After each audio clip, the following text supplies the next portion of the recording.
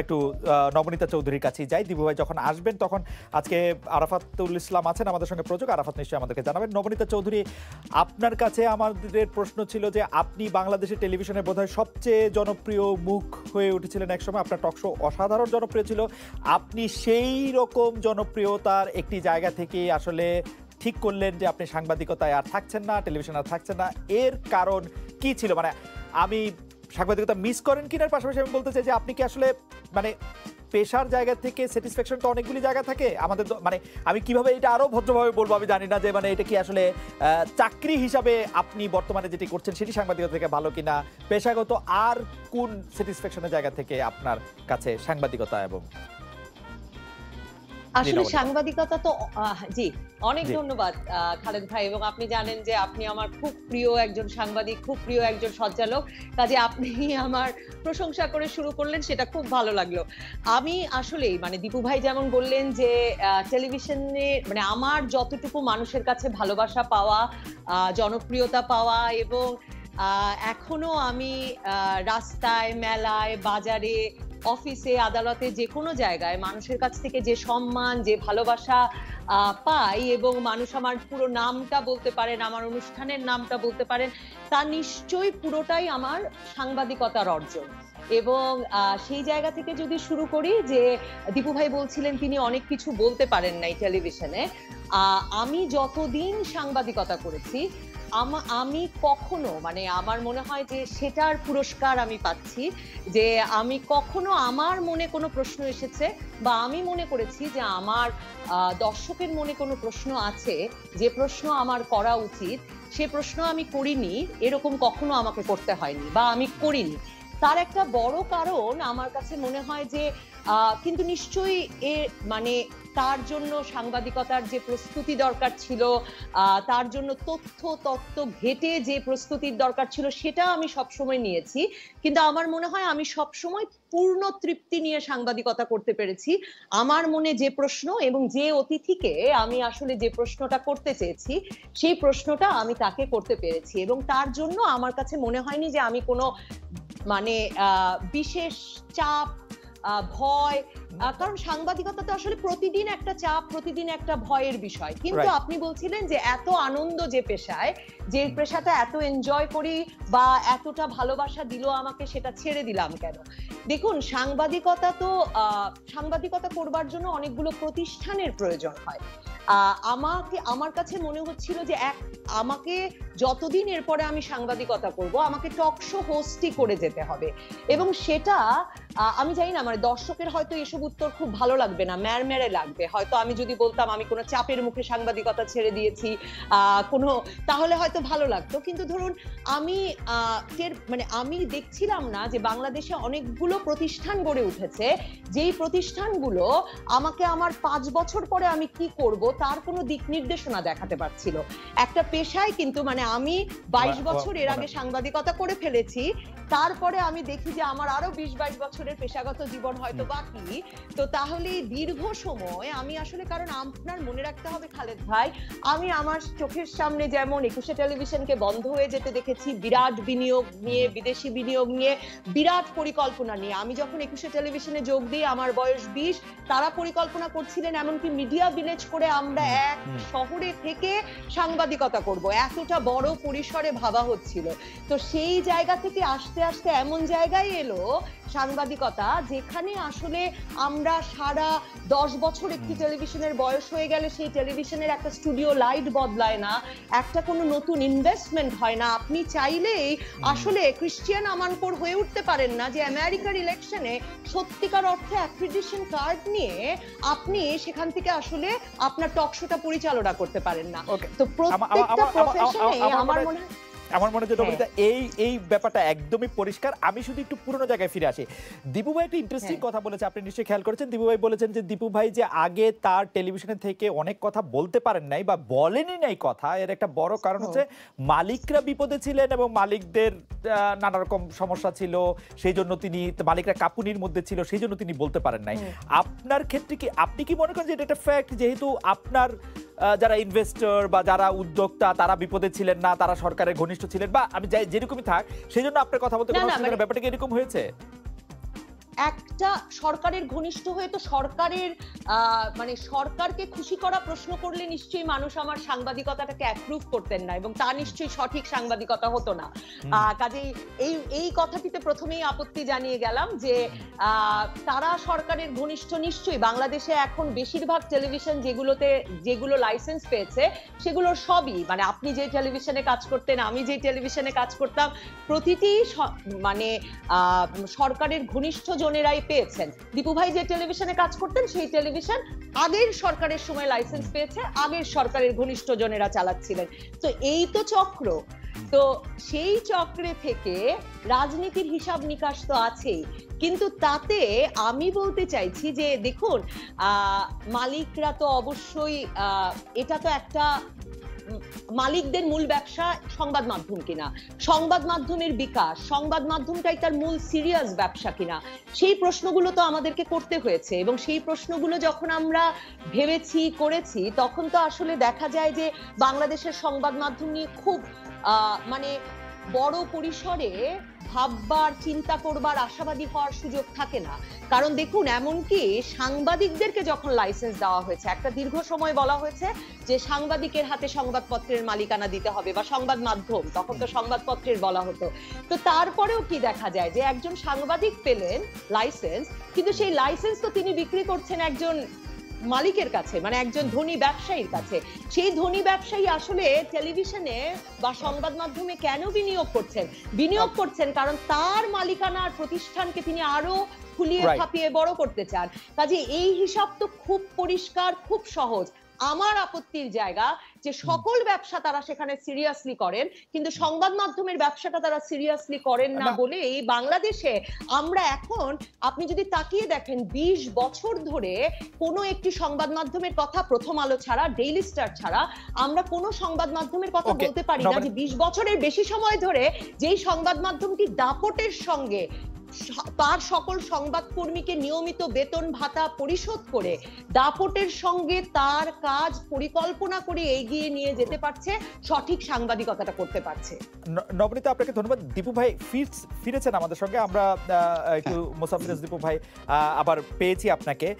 আমি আসলে যে প্রশ্নটি নবনীতাকে করেছিলাম, যে সেই প্রশ্নটি আবারও একটু আপনার থেকে করতে চাই। নবনীতা তার পেশা পরিবর্তন এই সম্পর্কে অনেকগুলি বিষয়ে কথা বলেছে, কিন্তু আমি একটু পিছন থেকে আসতে চাই যে আমি প্রশ্ন করেছিলাম, যেহেতু আপনি যে টেলিভিশনে কাজ করতেন সেই টেলিভিশনে যারা মালিক ছিলেন তাদের, আপনি কাপুনির কথা বলেছেন, আপনি তাদের ভয়ের কথা বলেছেন।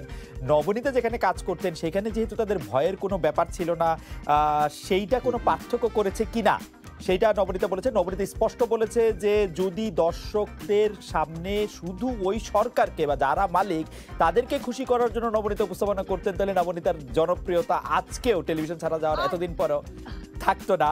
তা আমি সেটা বলতে চাই যে দীপু ভাই, এইটা কিরকম? এবং ভয়টা আমি কিন্তু খালেদ ভাই তার সঙ্গে এটাও যুক্ত করেছি যে সকল মালিক পক্ষেরই প্রধান ব্যবসা এটি নয়। হ্যাঁ, তাদের প্রধান ব্যবসা আরো 10টি। কাজেই সকলেই আসলে যদি সেই ভয়ের কথা বলি, সেই ভয় তো নিশ্চয়ই আছেন। আমার মনে হয় যে দীপু ভাইয়ের মন্তব্য আমরা একটু, মোসাফির দীপু ভাই, আপনার দর্শকরা যারা আপনাকে খুব বেশি পছন্দ করেন, মোসাফির দীপু ভাই, আপনাকে তারা আমাকে বলছেন যে উনার নাম মোস্তাফিরোজ, আমি কেন দীপু ভাই বলতেছি, আসলে আমার মুখ দিয়ে দীপু ভাই আসতে পারবা। আমি যাই হোক, মোসাফির ভাই, আপনাকে বলি আমরা তিনজনই কিন্তু একই ঘরানার এবং মোটামুটি আমাদের পড়াশোনাও কাছাকাছি একই ডিপার্টমেন্টে, সুতরাং আন্তরিকভাবেই আমরা এই আলোচনাটা। নবনীতার আইন পড়েছে, নবনীতা আমাদের লড়বে। আচ্ছা দীপু ভাই, আমি যেটি আপনার কাছে জানতে চাই যে আপনি আসলে এটি মানবেন কিনা যে আপনি যদি এখন আপনার যেরকম সাহসী ভূমিকা প্রতিষ্ঠানটি ছেড়ে আসলে তখন এর চেয়ে খারাপ আর কি হতে পারতো, মানে এটি আমাদের বলবেন কিনা, মানবেন কিনা তা না, মানে আপনাকে তো আসলে আমি আসলে দীপু ভাই, আমি আপনাকে আসলে প্রশ্নটা, মানে যেহেতু আমি আসলে মুক্ত গণমাধ্যম এবং নানা বিষয় নিয়ে কথা বলার জন্য আজকে এসেছি, আমরা কিন্তু দেখেছি দীপু ভাই, আপনি যে টেলিভিশনটি ছেড়ে এসেছেন একজন 25-30 বছরের সাংবাদিকতার অভিজ্ঞতা সম্পন্ন মানুষের জন্য আপনার বিদায়টি খুব সিরিমনিয়াসলি হয় নাই। আপনি মানে তো সেটা এর চেয়ে খারাপ আর কি হইতে পারতো, এটা হচ্ছে আমার প্রশ্ন, যে আপনি যদি আপনার অবস্থান থেকে আমি বলি, তাহলে হয়তো অনেক আগে আমাকে, যেমন 2018 পর থেকে আমার পরে চাপ বাড়তে থাকলো এবং আমাকে বলা হলো যে আপনি টক শোতে যেন না, অ্যাভয়েড করেন। আর যদি জানো আপনি বাংলা ভিশনের নামটা ব্যবহার করেন না। আমি বলছি, আমি তো বাংলা ভিশনের নাম ব্যবহার করি না, ওরা দেয়, আমি তবে বলা শুরু করলাম, আমাকে সিনিয়র সাংবাদিক হিসেবে দেয়। তো টক শো যাও না, আমি বললাম না, কেন আমি বলবো না কেন, আমি যেখানে আপনাদের স্বার্থে বাংলা ভিশনে আমি কথা বলতে পারছি না, সেখানে আমি বাইরে যেয়ে কথা বলবো না কেন? তো বললো যে এটা তো আমাদের উপরে ইনডাইরেক্টলি বিপদ আসছে। তো আমি বললাম যে না, তাহলে তো আমি করবো না। এইরকম টানাপোড়েনের মধ্যে আমাকে একসময় বললো যে আপনাকে 2 মাসের ছুটি দিতে হচ্ছে আমাদেরকে। আমি বলছি ঠিক আছে দেন, আপনি একটু ম্যানেজ করে আসেন। আমি বলছি আমি ম্যানেজ কি করবো, আমার বিরুদ্ধে অভিযোগটা কি? অভিযোগ হলে এবং কে অভিযোগ করছে তাহলে তার সাথে কথা বলতে পারি, বা তারা আমাকে ডাকতে পারে। আমাকে তো কেউ ডাকছে না বা বলছে না, বলে যে আমরাও তো অফিসিয়ালি বলতে পারছি না আপনাকে। তাই হলো যে ঠিক আছে, তাহলে কি করবেন? আমি বলছি ঠিক আছে, আমাকে এখনই বিদায় করতে না, তবু 2 মাস এই জায়গা থেকে শুরু করেন। আমি এই জায়গা থেকে শুরু করেন। আমি একটু আজকের মিডিয়া বিশ্লেষক নবনীতা থেকে এক লাইন শুনতে চাই। নবনীতা, আপনি কি এই ব্যাপারটার সাথে পরিচিত যে ধরেন কোনো একটা এরকম একজন সিনিয়র জার্নালিস্টকে বলা হচ্ছে যে আপনি এইটা বলবেন না, এটা করবেন না, এই ব্যাপারটার সাথে আপনি কতটা? না, আমি তাহলে আমার সম্পাদকদেরকে ধন্যবাদ জানাতে হয় যে আমাকে কখনো সেরকম কিছু বলা হয়নি যে এটা বলা যাবে না, এটা করা যাবে না, এমন কিছু বলা হয়নি। তবে বাংলাদেশে আমরা মানে এইটা বোধহয় এরকম কোনো গল্প বলতে পারলে নিশ্চয়ই ভালো হতো, কিন্তু আমার বরং এরকম অভিজ্ঞতা হয়েছে যে আমার টক শোতে বসে কে ধরুন এমন প্রশ্ন করেছি যে কোনো একজন সাবেক সেনা কর্মকর্তাকে, যে আমি দুটো উদাহরণ দিতে চাই, যে সাবেক সেনা কর্মকর্তাকে জিজ্ঞেস করেছি যে নবনীতা, আমরা একটু দীপু ভাইকে শুনে আসি, তাহলে আপনি মানে ওই নাটাই দরকার ছিল আর কি আমাদের। দীপু ভাই আপনি কন্টিনিউ করবেন। তাহলে দীপু ভাই, অবস্থাটা এরকম ছিল যে আপনাকে ডাকা হলো, বলা হলো যে আপনি ছুটি নেন, ম্যানেজ করে আসেন। আপনি কি জানতেন যে কাকে ম্যানেজ করতে বলা হয়েছে, বা এখন কি আমাদের বলবেন যে ম্যানেজটা কাকে করবেন? আপনি প্রধানমন্ত্রী শেখ হাসিনাকে না তার প্রেস অফিসকে, কাকে করবেন আসলে? খালেদ, ম্যানেজটা কাকে করবেন? মানে আমি বুঝতে জানেন যে এটা আমি তো ভালো করে জানি না আসলে, ভালো করে জানি না আসলে, মানে আপনি ম্যানেজটা কারে করতে হবে আমার পক্ষে, আচ্ছা আপনি বলতে চাচ্ছেন বলা সম্ভব না। আমি হয়তো দেশের বাইরে থাকলে বা সেটেল থাকলে হয়তো আমি বলতে পারতাম, ঠিক আছে, আমার পক্ষে বলা সম্ভব না।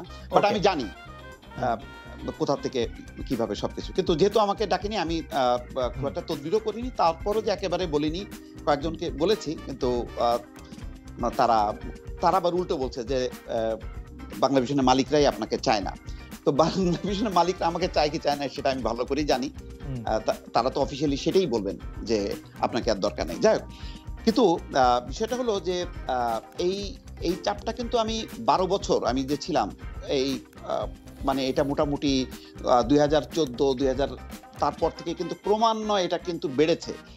এবং ওই সময় বাংলা ভিশনের কয়েকটা টক শো আমার মানে বন্ধ করার ব্যাপারে মালিকরা আমার সহযোগিতা চেয়েছে। আমি বললাম যে না, এই টক শো গুলো আমি বন্ধ করতে পারবো না, এটা আপনারা ম্যানেজমেন্ট থেকে করেন। যেমন মতিউর রহমান চৌধুরী, তারপরে শফিক রেহমান, তারপরে আমাদের আর একটা মেয়ে, কি নাম জানো, এখন লন্ডনে আছে, আমি এই মুহূর্তে এমডিকে আছে, মাফ করবেন আমি ভুলে গেলাম, তারটাও বেশ পপুলার ছিল। এই টক শো গুলো বন্ধ হয়েছে। তারপরেও মানে আপোষ করতে করতে শেষে বাংলা ভিশন বাঁচলো সত্য, কিন্তু মানে বাংলা ভিশন আমাকে আর রক্ষা করতে পারলো না। শুধু রাইট। আচ্ছা, শুধু ওই সময় আপনি 2014 থেকে 2018 সালে কথা বলছিলেন, নবনীতা আরেকটি প্রসঙ্গে এনেছিলেন, সেটা হচ্ছে যে বিজনেস। ওই সময় কি বাংলা ভিশন বিজনেস করতো, মানে টাকা নিজের উপার্জনে নিজে চলতো, নাকি মালিকদের উপর অর্থনৈতিকভাবে মুখাপেক্ষী ছিল? না, বাংলা ভিশন তখন বিজনেসের দিক দিয়ে ভালো ছিল, সফল ছিল। ওকে, মানে অর্থনৈতিকভাবে মুখাপেক্ষী ছিল না। আমি আবার মুখাপেক্ষী ছিল না। আমি আবার আসবো দীপু ভাই আপনার কাছে। তার আগে একটু নবনীতা চৌধুরীর কাছে যেতে চাই। তার আগে একটু দর্শকদের কথা বলে আসি। দর্শকদের আমরা জানতে চেয়েছিলাম, বাংলাদেশের গণমাধ্যমকে সরকার, রাজনৈতিক দল এবং ব্যবসায়ীদের প্রভাবমুক্ত রাখা উচিত বলে মনে করেন কিনা, সরকার রাজনৈতিক দল এবং ব্যবসায়ীদের প্রভাবমুক্ত বলে রাখতে বলে মনে করেন কিনা। শতকরা 97% মনে করেছেন যে হ্যাঁ, আর শতকরা 3% মনে করেছেন যে না, তারা মনে করেন না। আমি এই বিষয় নিয়ে আপনাদের দুজনের কাছে প্রশ্ন করতে চাই যে আসলেই কি বাংলাদেশের দর্শকরা সরকার, রাজনৈতিক দল বা ব্যবসায়ীদের প্রভাবমুক্ত মানে সংবাদপত্র চায়? মানে কেন আমি এই প্রশ্নটা করছি, কারণ আমার কাছে মনে হয় যে বাংলাদেশের দর্শকদেরও নিজস্ব বায়াস থাকে। সেটা আওয়ামী লীগ হোক, সেটা বিএনপি হোক, সেটা সরকার হোক, সেটা বিরোধী দল হোক, এবং সেইটাই তারা আসলে দেখতে চায়। মানে আমি তর্কের খাতিরে কথা বলছি, এবং তারা দেখতে চায় যে তাদের পক্ষের কথা কত বেশি তারা এটি শুনতে পারে। আবার ব্যবসায়ীদের কাছ থেকে বা বিজ্ঞাপন নির্ভর সেটি হতে হয়, কারণ বাংলাদেশের দর্শকরা আসলে মানে পে টাইম টেলিভিশন বা নিউজ পেপার একটা অনেক বেশি টাকা দিয়ে কেনা, সেটাও অনেকটা বাস্তবতা কিনা। এই দুটো বিষয় নিয়েই যদি নবনীতা শুরু করুক, তারপরে দিবু ভাইয়ের কাছ থেকে যদি আমরা শুনতে পারি। নবনীতা, ব্যবসাটা আসলে মানে এরকম প্রভাবমুক্ত গণমাধ্যম হোক, সেটা দর্শকরা চায় বলে মনে করেন কিনা আপনি? এই ধরনের মানে এটা তো খুব একটা মানে পৃথিবীর কোথাও সরকার, রাজনৈতিক দল এবং ব্যবসায়ীদের প্রভাব মুক্ত গণমাধ্যম নাই।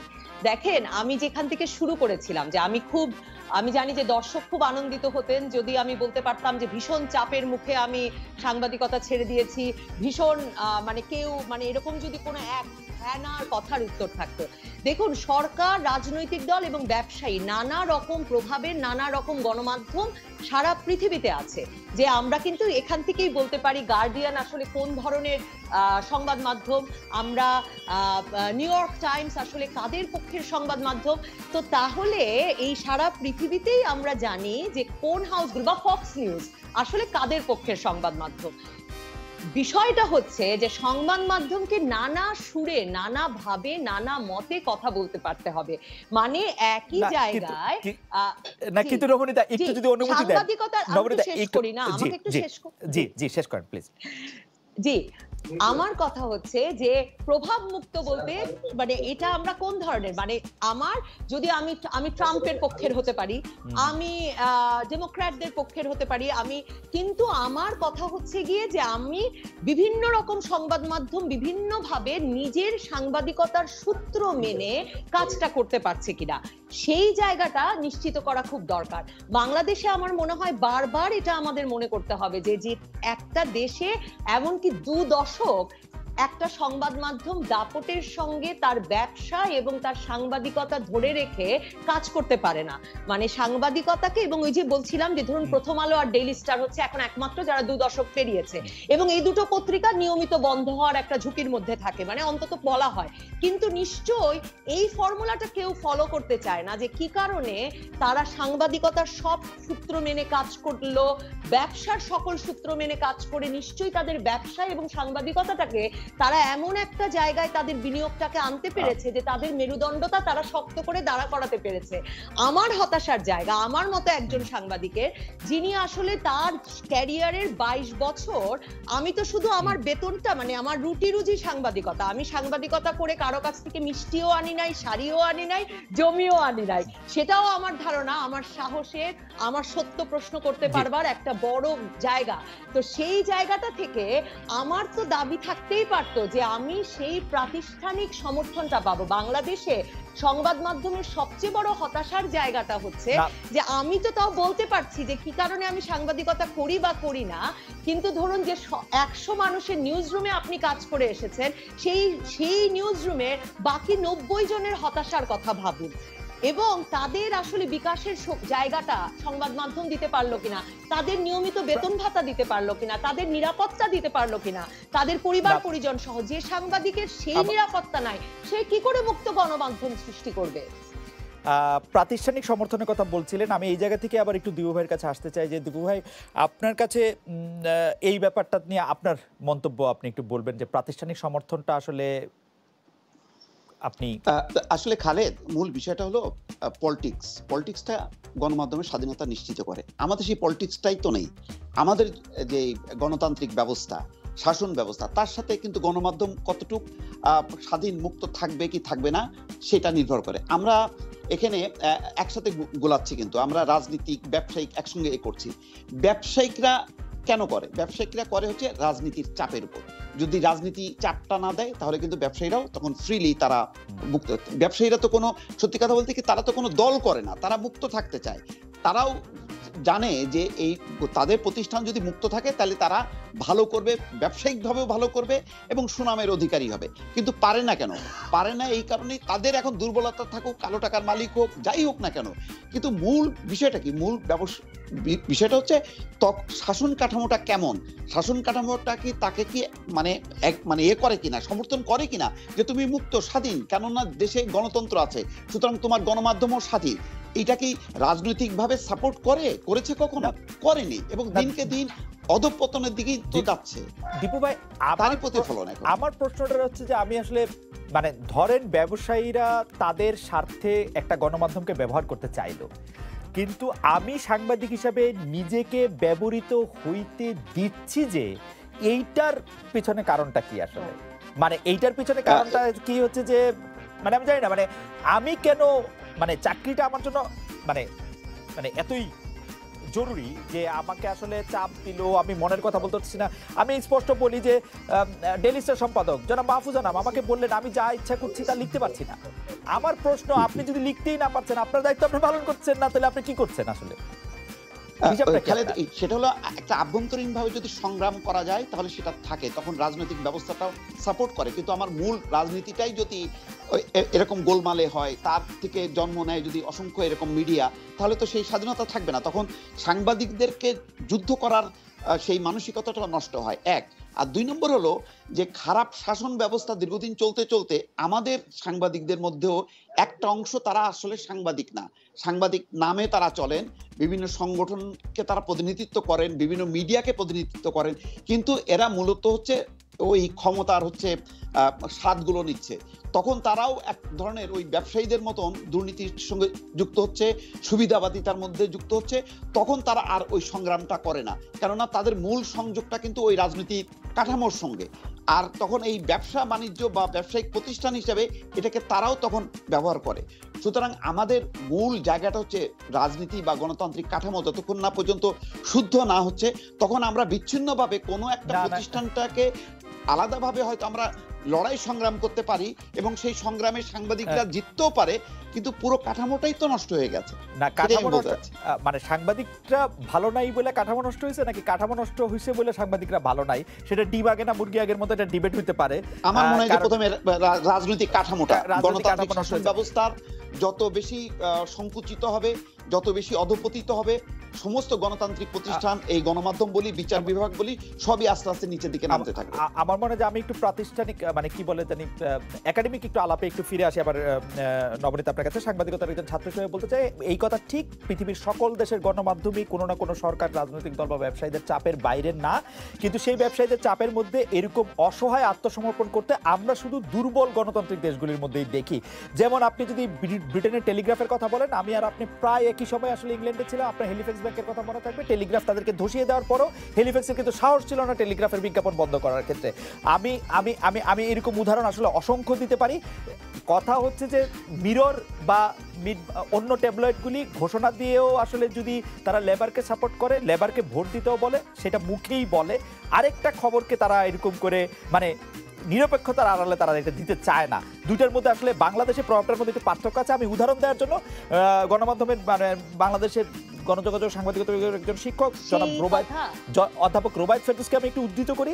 রুবায়েত ফেরদৌস আজকে ডেইলি স্টার আজকে আমি দেখছি যে ডেইলি স্টার উনি বলছেন যে গণতন্ত্র ভালো অবস্থান নেই, সুষ্ঠু নির্বাচন হচ্ছে না, মানুষের ভোটের অধিকার নেই, গণতন্ত্রের সঙ্গে গণমাধ্যমের স্বাধীনতা প্রত্যক্ষভাবে জড়িত, গণমাধ্যমের স্বাধীনতা থাকলে কিছুটা হলেও গণতন্ত্র আছে বলে মনে করা হয়, কিন্তু সেটিও মার খেয়ে যাচ্ছে। আপনার মন্তব্য একটু শুনবো। আমি খালেদ একটু যুক্ত করবো একটা পয়েন্ট শুধু। জি প্লিজ। মানে আদানি এনডিটিভি কেনার পরে এনডিটিভির অবস্থাটা কি দাঁড়ালো?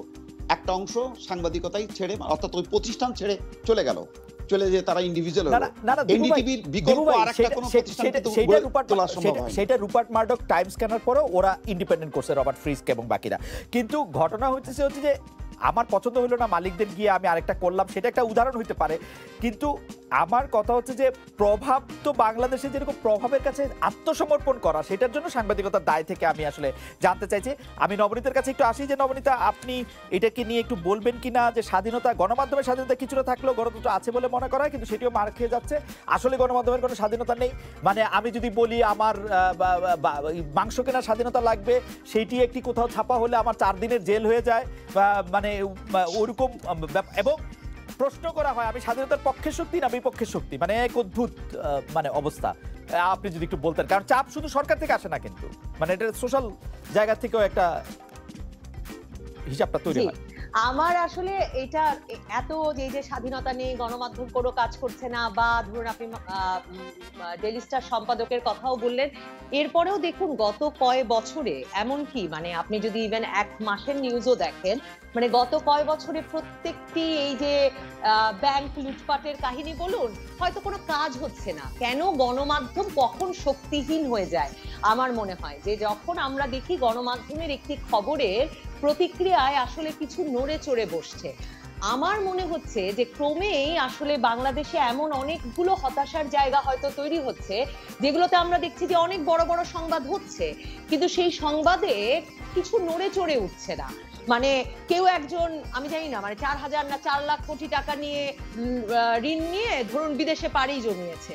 তার ফলশ্রুতিতে আমরা যখন ধরুন এই খবরটি 2015-তে যখন পড়েছি, আমরা ভেবেছি যে এটাতে, আমরা যখন আশ্বাস শুনেছি যে এটাতে একটা কাজ হবে, আরো কড়া ব্যবস্থা নেওয়া হবে, অন্তত আমরা ভেবেছি, আমি এখন আমরা বলতে সাধারণ মানুষ হিসেবে, একজন নাগরিক হিসেবে বলছি, তা আমরা নাগরিক ভেবেছি যে অন্তত এই ঘটনাটা আর ঘটতে পারবে না, কারণ এত বড় একটা ঘটনা ঘটে গেছে এবং ঘটে যাওয়ার পরে গণমাধ্যম সেটা ছাপিয়ে দিয়েছে, তো বড় কেলেঙ্কারি হয়ে গেছে।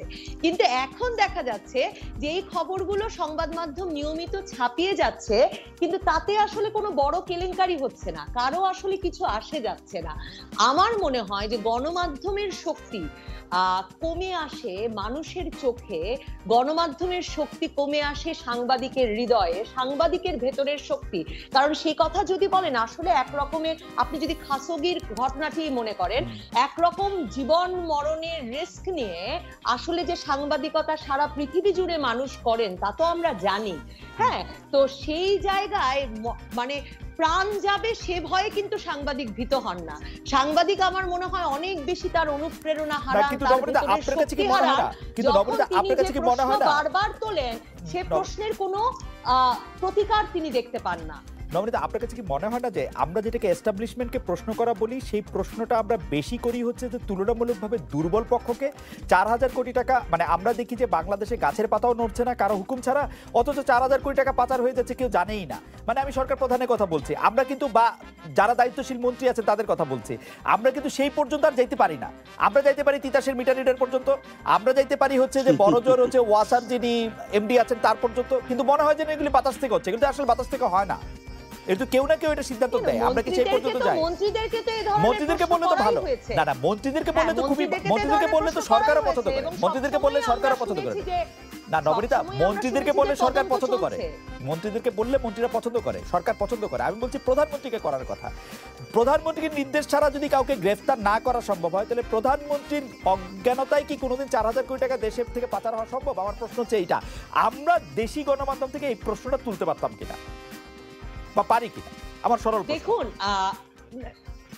মানে আমার প্রশ্নটা হচ্ছে গিয়ে যে এটি তো খুব কঠিন প্রশ্ন, এই অর্থে যে প্রধানমন্ত্রী তো প্রতিদিনের অ্যাক্সেসিবল নন, এবং প্রতিটি বিষয়ে যদি প্রধানমন্ত্রীকে, ধরুন কদিন আগে যে ডয়েচে ভ্যালি তো রিপোর্ট র্যাবের বিষয়ে যে মানে ভিডিওটা এলো, সেখানেও তো দেখুন যে ওই একরামুল হত্যাকাণ্ডের যে ঘটনা, সেই ঘটনা এবং সেই রেকর্ডিং এর পুরো বর্ণনা তো আমরা বাংলাদেশের পত্রিকায় পড়লাম, এবং বাংলাদেশের পত্রিকায় পড়বার পরে তা নিয়ে তো খুবই বিস্তারিত টক শো করেছি, এবং সেটাতে তো খুবই উচ্চ পর্যায়ের কর্মকর্তারা এসেছেন।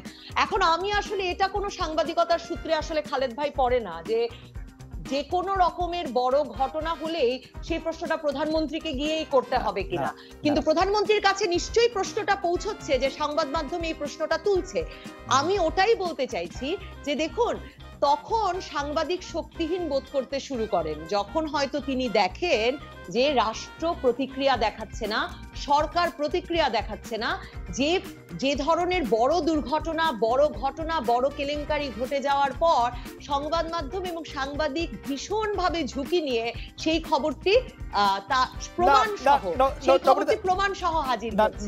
নবনীতা, সাংবাদিকতার সূত্র নিয়ে যদি আপনি কথা বলেন, প্রধানমন্ত্রীকে যখন আমরা সামনে পাচ্ছি তখন আমরা যেসব প্রশ্ন করছি সেই সব প্রশ্নের চেয়ে মানে ওই প্রশ্নের গুরুত্ব কম কি বেশি সেটি আসলে সাংবাদিকতা নিয়ে একদিন আরেকটা আলোচনা করবো না। আমি একটু মুসাফির দিবু ভাইয়ের কাছে যাই যে দিবু ভাই, সেটি তো ভীষণ আমন্ত্রিত অতিথিদের জন্য, মানে আমন্ত্রিত অতিথিদের মধ্যে আমন্ত্রিত অতিথিদের মধ্যে কিন্তু কেউ মানে কুল নাই কিনার নাই এরকম কেউ যাচ্ছেন না। তারা আমাদের সবারই পরিচিত, সবারই নমস্য, খুব গুরুত্বপূর্ণ সাংবাদিকরাই যাচ্ছেন, যত আমন্ত্রিত অতিথিরাই যান। এখন আমরা আসলে আমি জানি না এই প্রশ্নগুলি করার সাথে সাংবাদিকতার সূত্র, আমি আরেকদিন সেটি নিয়ে নিশ্চয়ই কথা বলবো। আমি একটু দিবু ভাইয়ের কাছে যাই।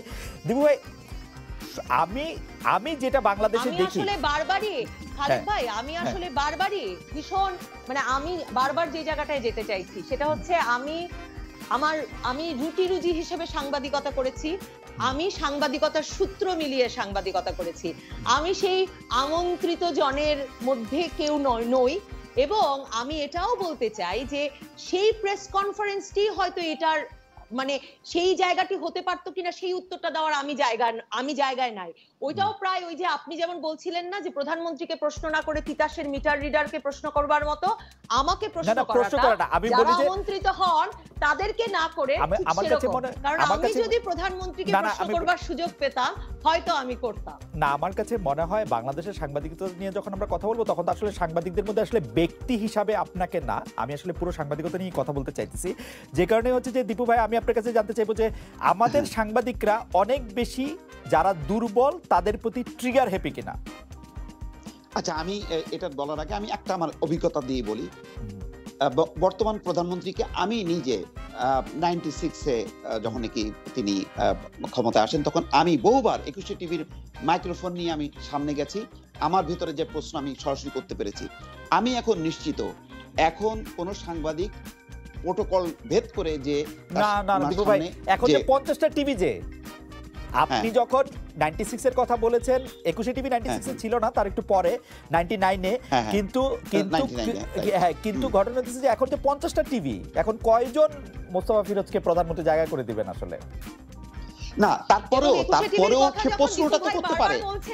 খালেদ ভাই, 21 টিভির কথা যখন দীপু ভাই বারবার করছেন তখন ওই প্রশ্নটাও বারবার মনে করিয়ে দিতে হবে যে দেখুন, এখন যে কেবল টেলিভিশনে আমরা কাজ করেছি বা কাজ করি সেগুলো প্রায় আসলে সুইচ অফ করা যে কোনো ব্যাপার না, সেই ভয়টা হয়তো মালিক পক্ষের মধ্যে সারাক্ষণ কাজ করে। সুইচ অফ নিয়ে আমরা কথা বলবো। 21 টিভির মতো এত বড় একটা প্রতিষ্ঠান, এত জনপ্রিয়, কারণ আমি তখন 21 টিভি নিয়ে কাজ করতাম এবং একেবারে তৃণমূলে গ্রামে কাজ করতাম। আমার মনে আছে যে গ্রামবাসী মিছিল করছিলেন, যে 21 টিভি যাতে বন্ধ না করা হয়। তো যাই হোক, সেটি কিন্তু বন্ধ হয়েছে বাংলাদেশে। আমি যেটা বলতে চাচ্ছিলাম খালেদ, সেটা হলো যে ওই সময় আমি সিঙ্গেল হয়তো আমি সুযোগ করেছি, কিন্তু এখন তো অনেক সাংবাদিক সামনে যাচ্ছেন প্রধানমন্ত্রীর সামনে, তারপরেও কিন্তু কেউ প্রশ্ন করতে পারছেন না। যেই প্রশ্ন আবার শুধু তাই না, আমি এই পর্যন্ত জীবনে দীপু ভাই আমি এই পর্যন্ত জীবনে কোনোদিন শুনি নাই মাননীয় প্রধানমন্ত্রী শেখ হাসিনা কোন সাংবাদিককে, উনি আমন্ত্রিত অতিথিদেরকে যাইতে বলেন সেটা ঠিক আছে, কোন সাংবাদিককে বলেছেন এই প্রশ্ন করবেন এই প্রশ্ন করবেন না, আমি এই পর্যন্ত শুনি নাই। না, কিন্তু আপনি যখন চাইলেই করতে পারতেন, পরিবেশটাই রাইট, তখন পরিবেশটাও সেরকম ছিল। আমি এই জন্য